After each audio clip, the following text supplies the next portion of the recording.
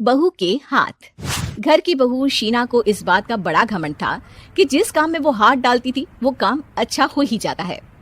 शीना की हर बात में हाथ का इस्तेमाल जरूर होता था। एक दिन शीना का पति आकाश उससे कहता है, कल जो वो भिंडी बनाई थी ना तुमने, वाह वाह वाह वाह, मजे आ गए। मैंने अपने हाथों से बनाई थी। मेरे हाथों में वैसे भी जादू है, जिस चीज को छू लेती हूँ सोना बन जाती है। अब ये थोड़ा ज्यादा हो रहा है। मतलब अगर हर चीज को छू के सोना ही बना देती हो तुम, तो हमारे नाम के पीछे भी मणि लगा देते हम। चुप रहो, मुंह पे हाथ रख लो, कुछ भी बोलते रहते हो। शीना की सास बगिया से पूजा के लिए फूल चुन रही थी। सुंदर, अति सुंदर, कितने प्यारे गुलाब के फूल हैं, भगवान जी खुश हो जाएंगे। मैंने अपने हाथों से जो पौधा लगाया था, मेरे हाथों की कोई भी चीज बेकार नहीं जाती।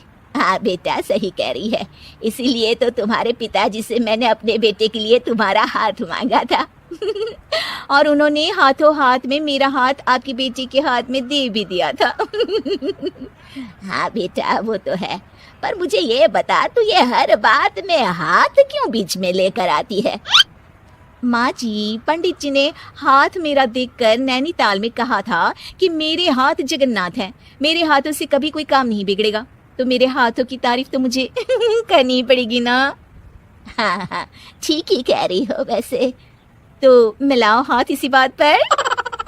शीना को न सिर्फ इस बात पे गर्व था कि उसके हाथ से सब अच्छा होता है, बल्कि घर के सारे काम भी वो पहले अपने हाथ से करती, फिर कोई दूसरा उन कामों को कर पाता।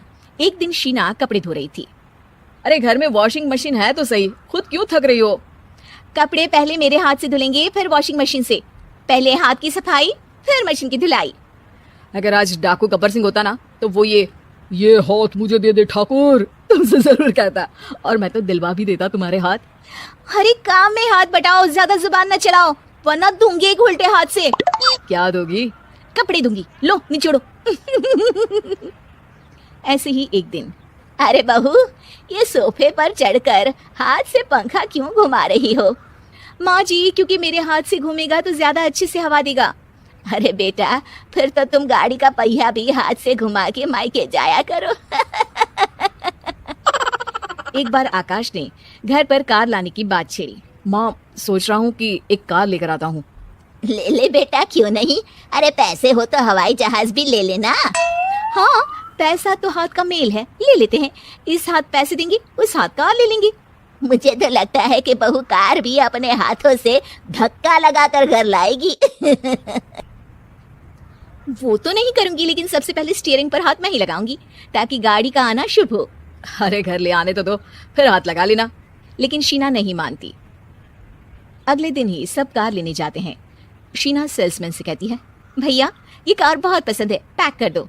अरे ओ भाग्यवान, 2 मीटर कपड़ा नहीं है जो पैक करवा ले, जरा चला कर तो देखने दो।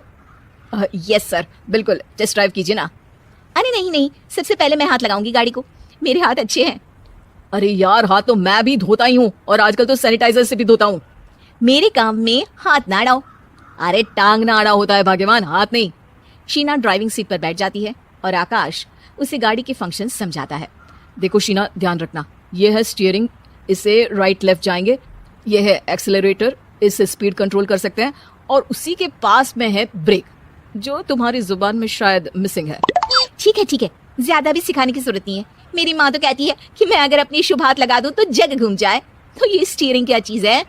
शीना गाड़ी स्टार्ट कर देती है और स्टीयरिंग को घुमाते हुए एक्सेलरेटर पर धीरे से पैर रखती है, और शोरूम के बाहर के एरिया में ही गाड़ी घूमने लगती है, जहाँ दूसरी गाड़ियाँ भी रखी हैं। देखा मेरे हाथों का कमाल।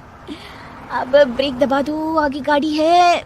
शीना आगे गाड़ी देखकर घबरा जाती है और पाँव गलती से एक्सेलरेटर पर पड़ जाता है। कार आगे खड़ी एक बड़ी गाड़ी में घुस जाती है। दोनों कार से उतरते हैं। सेल्समैन भागते हुए आता है। अरे 7 लाख की गाड़ी खरीदने आए थे और 15 लाख की गाड़ी ठोक दी, ओ माय गॉड। आकाश की माँ, आकाश और शीना घबरा जाते हैं। इतना सारा पैसा कहाँ से आएगा? तभी वहाँ मैनेजर भी आ जाता है, पूरा माजरा समझता है। अरे टेंशन मत लीजिए, गाड़ियों का इंश्योरेंस था, आप जो कार लेने आए थे वही खरीद लीजिए। पर मैडम, जब तक आप सीख ना ले तब तक गाड़ी मत चलाइएगा। अभी तो आपने गाड़ी बस ठोकी है, जिसका बीमा भी था, लेकिन सड़क पे चलते हर इंसान का बीमा नहीं होता। अरे मेरे हाथों से छुप भी गया ना तो उसकी जिंदगी बन जाएगी, और अगर चला भी गया तो स्वर्ग ही पाएगा। मैनेजर साहब, मेरे हाथ में कोई दिक्कत नहीं है, वो तो बस पाँव गलत जगह पर चला गया था। शीना की बात सुनकर आकाश अपना सर पीटता है और उसकी सास अपने हाथ से खुद का मुंह छिपा लेती है और मैनेजर हाथ आपको जोड़कर हमारी ये माफी मांग कहानी लेता पसंद है। आई होगी।